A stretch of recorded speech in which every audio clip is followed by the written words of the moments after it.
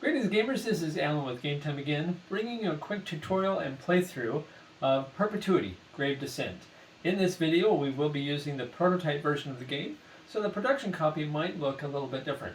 Additionally, this is going to be kind of a hybrid solo version, so this isn't a typical game you might play from the rulebook. We've modified it to be a little bit shorter and to mainly focus on showing you all the different elements of the game.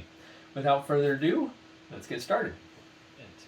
Perpetuity is an ancient artificial star in a system of 4 planets. Each of these planets has 4 ancient satellites called protectors that orbit the planet and help keep the entire system in balance. The premise of this game is that one of these protectors has been destroyed and has started a chain reaction that will eventually destroy all of the planets in the system. Your challenge is to rescue all the alien villages and workers that are currently on the planets before they get destroyed. Now, outside of this system is what we call the periphery. The periphery systems include a space station with an energy shield, which protects it from the forces of perpetuity. And with that station, workers can recruit, train, build ships, and build outposts to communicate with the planets. There's also a nebula where you're able to collect and process fuel and to perform research. An asteroid field where you can collect ore or build an outpost on this side of the system. A set of colonies where you're able to collect food and to search for artifacts. The game is made up of 3 different types of workers. Each player has the ability to work with level 3, level 2, and level 1 workers. Those worker levels are important because as perpetuity grows in strength, workers of a lower level are more influenced by the forces than your level 2 and level 3 workers. One of the things that helps determine the success of your higher level workers is the skill die. In a number of things throughout the game, you will use the skill die to determine the result of things such as chance encounters and damage. The skill die is made up of 3 level 1s, 1 level 2, and 1 level 3, and a red X. You are successful when you roll the skill die for a player if you roll their level or lower. On the main board is a number of work tiles that can be used to perform a variety of different functions. The space station work tiles, when a worker is placed on them, are actioned immediately because the energy shield protects all the functions of the space station. However, for a worker to work in any of the other periphery systems, they must first board the shuttle for the given area where they would like to work. Once all workers have been placed in any of those given areas, then you begin at the space station and go clockwise and unload each shuttle in turn. When unloading a shuttle, you take the worker and they can choose to use any valid work tile in that system. Another important aspect of the game is determining when a planet is in range of any of the given periphery systems. For example, this planet here is in range of the space station because it lies in between the 2 quadrant markers on the corner of the space station. When the board rotates, there are times when there will be 2 planets within range of a given system. In this case, because both of these planets have at least part of the planet inside the 2 markers, both of these planets are currently in range of the space station. Another element in the game that's important to understand are the artifacts. Players, when they begin the game, have at least 1 artifact, sometimes 2, to start the game. Artifacts can be used for a number of things, including recharging the shield to protect the space station, helping with negotiations on the planet, and it can be discarded for any single purchase in the game. Now for the first round of the game, I'm going to use my level 2 worker and place the worker on the shipyard of the space station. The shipyard of the space station allows you to do a number of things. You can collect a blueprint for building a ship. You can purchase ship upgrades once you've built a ship to make your ship stronger or have a greater capacity. And you can purchase what is known as an income upgrade marker. This marker allows you to install and upgrade any tile on the main board. So I'm going to go ahead and purchase one of the markers. Now I do not have enough ore. It normally costs 4 ore, so I'm going to go ahead and discard one of my artifacts and purchase this and put it into my warehouse. Now next I'm going to use my level 3 worker, which hasn't been used yet, and board the shuttle in the asteroid field and take that marker with me so that I can upgrade one of the tiles. Now once all workers have been placed, any workers that are on the shuttles are then processed next. You start at the space station and move clockwise, and once we hit the asteroid field, we have somebody waiting on a shuttle, so we will now perform that action. So my level 3 worker is going to go ahead and upgrade this particular tile. Now this tile normally allows you to collect ore up to the level of your worker by spending 1 fuel. However, if I install this upgrade, I can flip the tile over and there is no longer a fuel cost. So I'm going to go ahead and flip that over and place this marker here. Now this marker stays in this area throughout the game to indicate that I upgraded that tile and I received the benefit from it. When you upgrade a tile, in this case I upgraded it in the asteroid field. So in the asteroid field I will now get a single ore every round as long as this upgrade token is in place. Now I'm going to place this ore on my player board, and the player board keeps track of what incomes that you collect each round. Now the player board is also an important element of the game. The player board represents your level 3 character. The special ability, the immunity, the incomes, and the starting resources are unique for each character, and the level 3 is representative of that character. Now that the round is complete and all work has been done, the last thing that you're going to do is to collect your workers and return them to your staff quarters, and that will end the round. At the end of the round, you're going to collect your income, which for me is now 1 fuel and 1 ore, and place those in your warehouse. There's a few things that you will need to do to simulate the actions of perpetuity. First, you're going to check the level of perpetuity, which is currently level 1. You are then going to rotate the board the number of icons equal to the level of perpetuity, so in this case just 1. You're going to remove that number from the shield, and you are going to advance any damage in the system that is currently unrepaired. Once you've done that, you're going to rotate the research cards and the ship upgrade tiles by discarding the rightmost and putting down a new upgrade and research card. And finally, the last thing that you're going to do is you're going to roll the perpetuity dice. The perpetuity dice has all the protectors on the dice and 2 wild icons as well. And what that's for is that allows you to remove a protector from the round to simulate the slow decay of the system.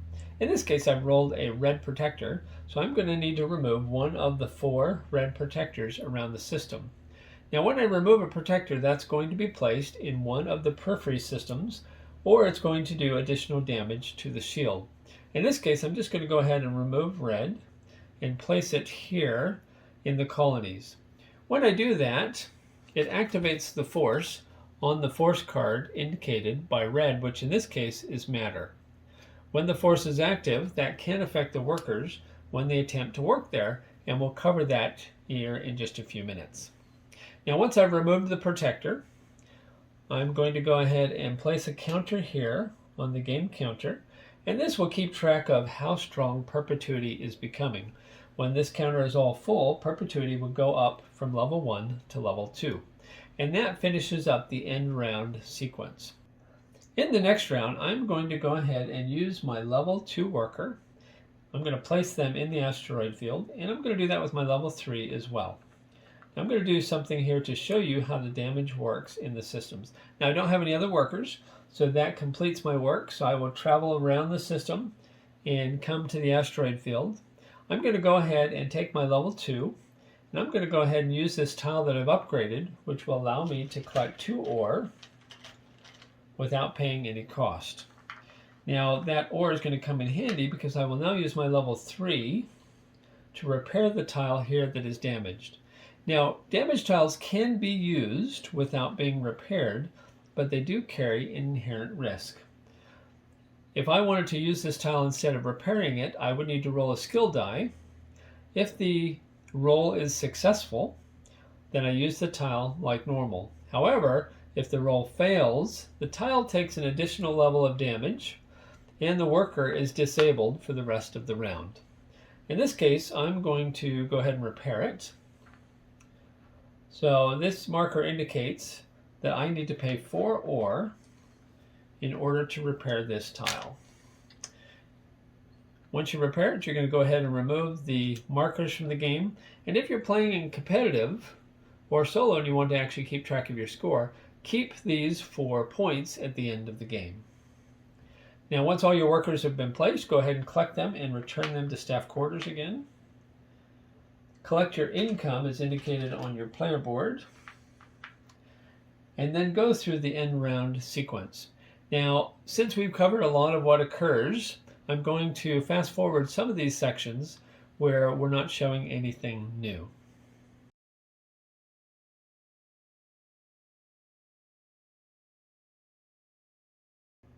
All right, in this round, I'm going to show you how to build an outpost. So I'm going to use my level 2 worker. Now there's 2 places you can build an outpost. One of those tiles is on the space station and one is in the asteroid field.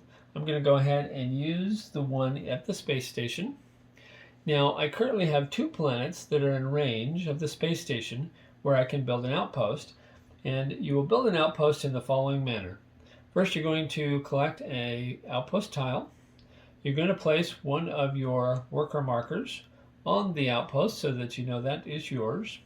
And then you're going to choose how many survey markers you're going to purchase along with your outpost. Now, survey marker indicates an area on the planet where there's a high probability that alien villages exist. When you build your outpost initially, you can do 1 or 2 surveys. When you do 1, the base cost of an outpost is 1 ore and 1 fuel.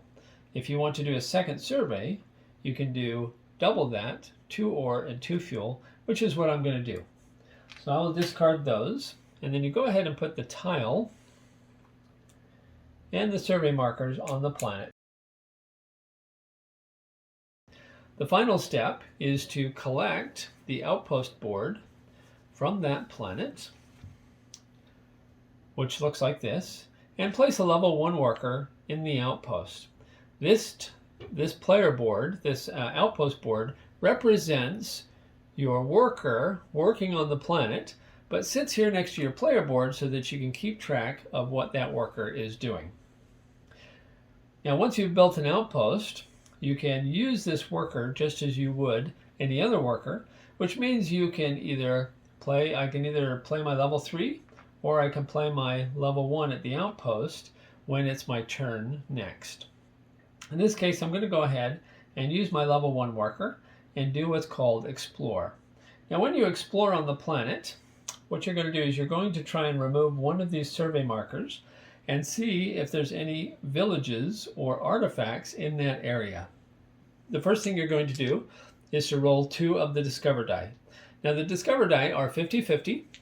And when we roll it, if we get any of the icons, each icon represents an alien village that we have discovered. So I'm going to go ahead and draw 2 alien villages from the bag. Now I have gotten one with an ore icon and one without any icon. And we will explain what those are a little bit later on in the video. Now I'm going to go ahead and remove this survey token. Now again, if this was competitive, you would keep this so that you could count the points at the end of the game. Now if you discover any villages, what you're also going to do is to roll the 3 mischief dice. Now the mischief dice are 1 in 3 instead of 50-50, so they're not quite as common. However, when I roll this, however many icons I get represent the number of artifacts that were discovered on the surface of the planet. So I'm going to go ahead and place 2 artifacts on the planet. And now I have the ability to try and recover those in future rounds. Now I have 1 worker left, which is my level 3. So I'm going to place my level 3 worker in the colonies so that I can show you what happens when a force is active in an area. In this case, in the colonies, the force that is active is matter. Now, my character is actually immune to matter forces, so this force does not actually do any harm to me.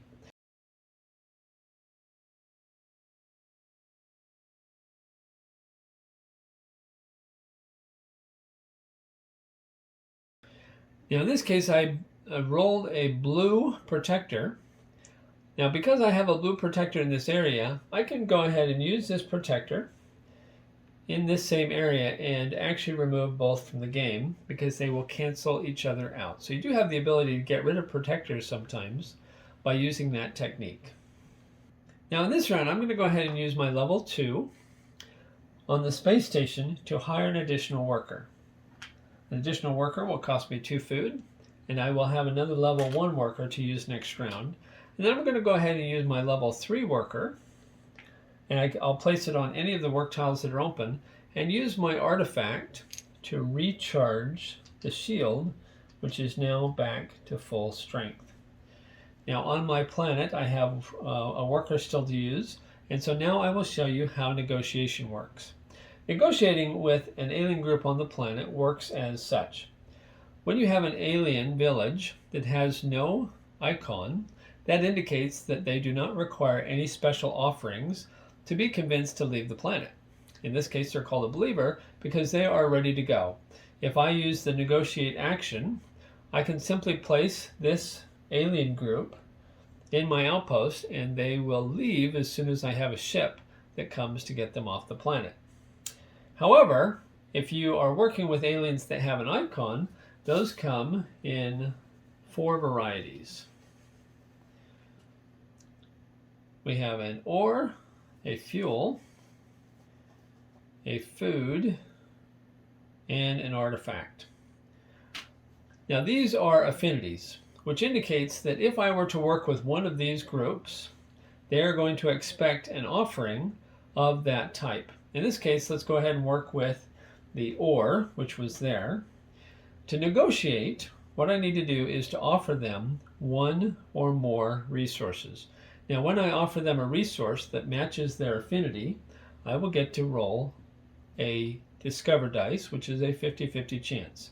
If I offer other resources, which are not associated with their affinity, then I will get to roll a mischief dice, which is a 1 in 3 chance.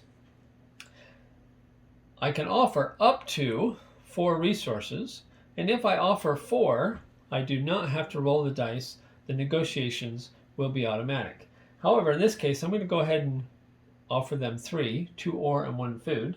So I get to roll 2 discover dice and 1 mischief dice to see if the negotiations are successful.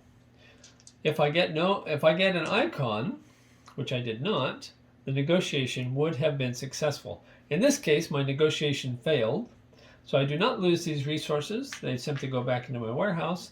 And this alien remains on the planet and does not get into the outpost and get ready to leave.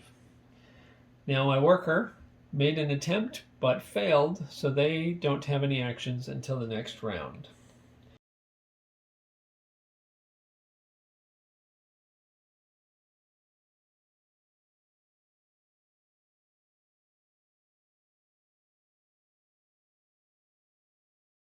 Now that this counter is full, what you're going to do is you're actually going to go ahead and raise the level of perpetuity to 2, and then we're going to go ahead and clear the counter and start that count over again. So now perpetuity is level 2, which will affect things a little bit more than it did before. Now when you raise the level of perpetuity, one more thing occurs. Perpetuity will send out an energy wave that will damage 2 random tiles. So in this case, I'm going to draw the top 2 tiles. And the damage that occurred is at the communications array in the asteroid field and one of the fuel collectors in the nebula. When you place damage tiles, you're going to place a warning token just to remind people that those tiles are damaged, and then place the damage markers on the 3 to indicate that both of those will cost 3 ore if done this round to repair.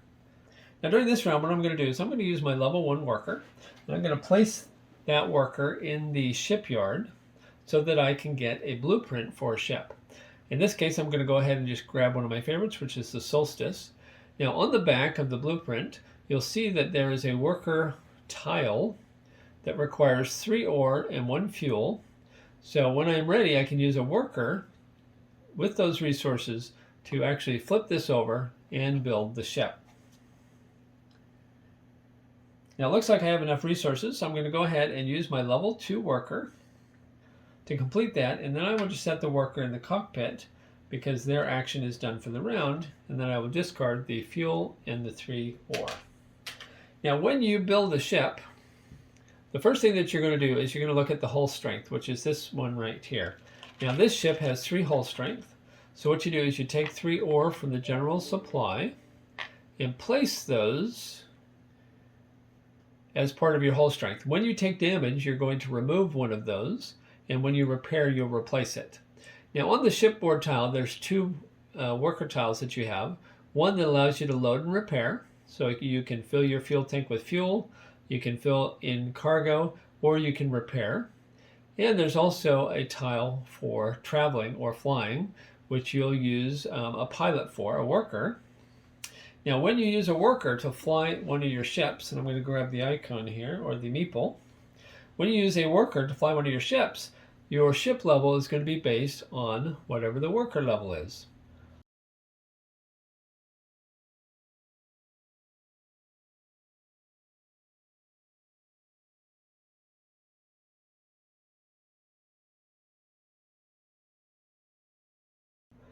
Now I have 2 blue protectors left.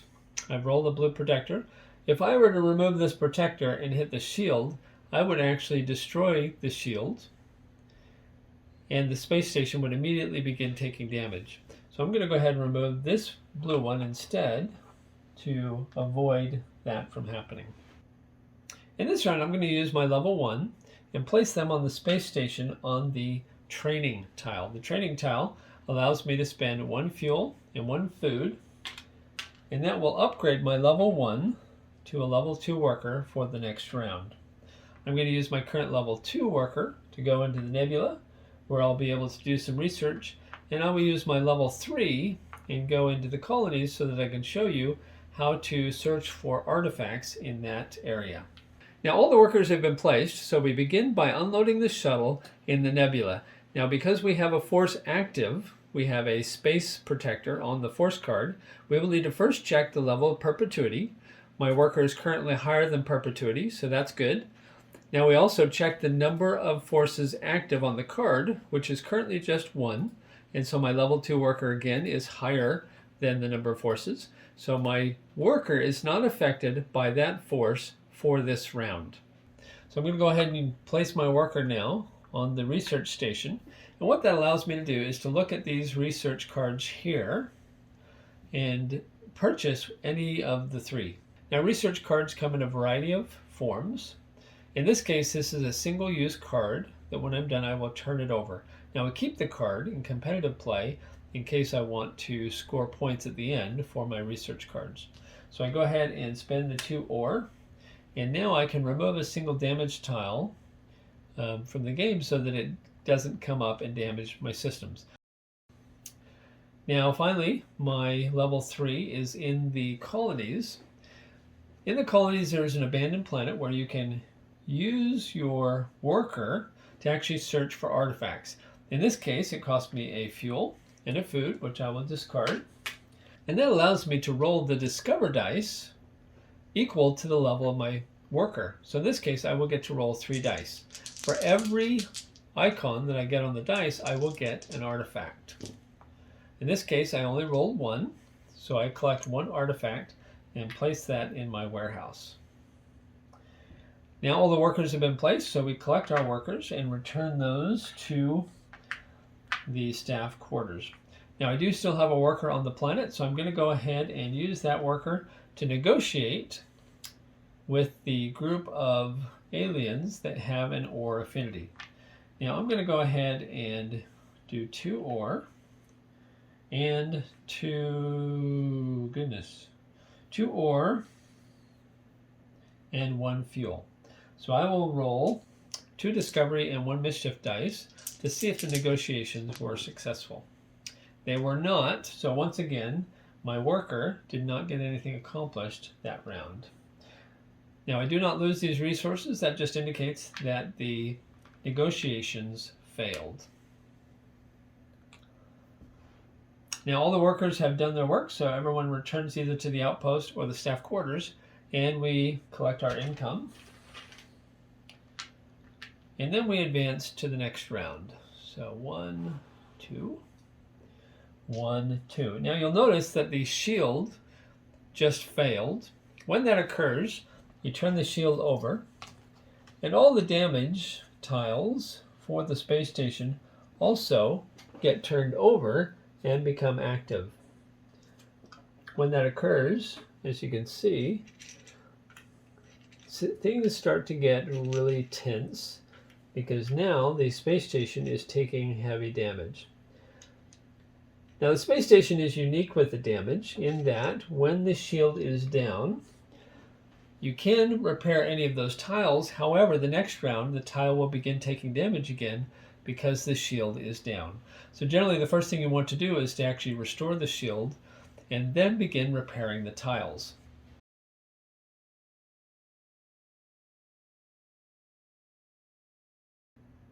Now, before we start the next round, you can see that the board has taken a lot of damage, and there's a lot going on that needs to be cleaned up and taken care of.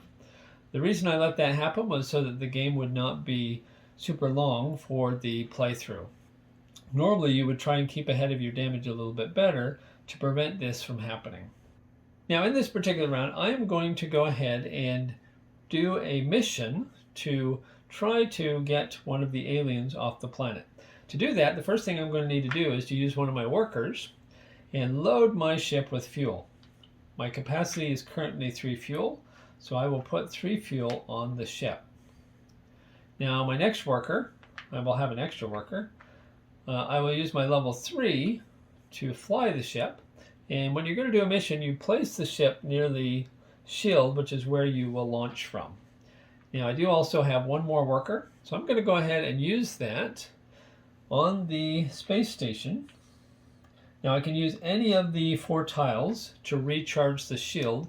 However, because the tiles are damaged, I'm first going to need to roll the skill dice. Unfortunately, the skill dice failed, so this worker got knocked out and was unable to recharge the shield. So the shield remains down and damaged, which is not good for the next round. Now, all my workers have been placed. Oh, I have one on the planet. So on the planet, I have 2 options. I can go ahead and try to negotiate with the group of ore again, which hasn't worked out very well. Or I can do the believers, which the negotiation would then be automatic. Now, in competitive play, the aliens with an affinity are worth more points. In this case, since I'm just doing an example, I'm going to go ahead and leave them there and go ahead and put the believers directly into my outpost. When traveling with the ship, each hop is going to take 1 canister of fuel. So in this case, if I travel from the space station to the first adjacent planet, that is going to take 1 fuel. And then I can travel from one planet to another for a second canister of fuel, which I will discard. So I have now reached the planet with my ship. Now, when you approach a planet, the protectors guarding the planet are going to try to stop your ship from approaching the planet. In order to simulate the damage, what you are going to do is to roll skill dice equal to the level of perpetuity, which means as perpetuity grows, it gets harder and harder to do missions. So perpetuity is level 2. I'm going to roll 2 dice. And my pilot, my pilot is level 3, and so my ship is level 3. So I rolled a 3 and a 2, so my ship did not take any damage approaching the planet. Now, I do not have enough fuel to leave the planet immediately, so I'm going to have to leave my ship on the planet, which means I will need to fuel it next round in order to leave, because I need at least 2 hops or 2 canisters of fuel to return to the outpost. Now, when your ship stays on a planet during the round, your pilot and anyone that was in the cargo area is going to return to the outpost instead of the staff quarters.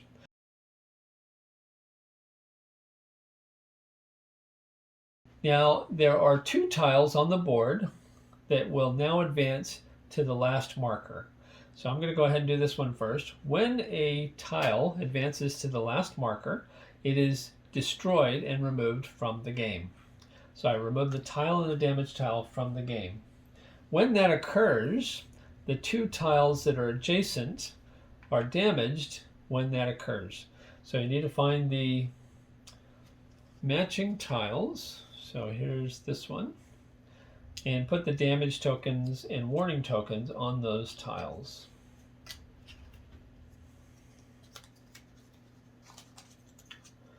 So as you can see, it's really important not to ignore the damage. Otherwise, it will quickly get ahead of you. So these 2 tiles have now started taking damage, and this tile in the nebula was also destroyed. And so the 2 adjacent tiles in the nebula are also going to start taking damage. As you can see, the board is starting to look pretty scary. And really, we only have another round or 2 left before the game ends. Now, the game ends under several conditions. 1, if 4 or more work tiles are destroyed, the game ends immediately. If the space station is completely destroyed, the game ends immediately. When all 4 planets have been destroyed, the game ends. And in cooperative play, if any aliens, survey markers, or workers are lost on a planet when it blows up, the game ends immediately. In this case, it looks like we really probably only have 1 or 2 more rounds in this particular game. At this point in the tutorial, this looks like a good time to go ahead and bring the tutorial and playthrough to a close. We've covered most of the primary elements of how the game works and covered most of the mechanics that you will use during the game. Now, I will mention that this was not a typical solo game because I intentionally allowed the damage to get ahead of me so that the game would go a little quicker for the video. When you're playing solo, there are a few other elements that you will use in the game to make the solo game a little bit more engaging. When you're playing cooperative or competitive with other players, obviously you're going to have more workers and more resources, and you'll be able to keep up with the damage a little bit better. Typically, the board does not quite look like this until you're getting into level 3 and level 4 of Perpetuity, so that you'll have a little bit more time. We will have a full playthrough here very shortly. We have a couple of content providers that are working on those right now, and so be sure to watch for those, and we hope you enjoyed the video.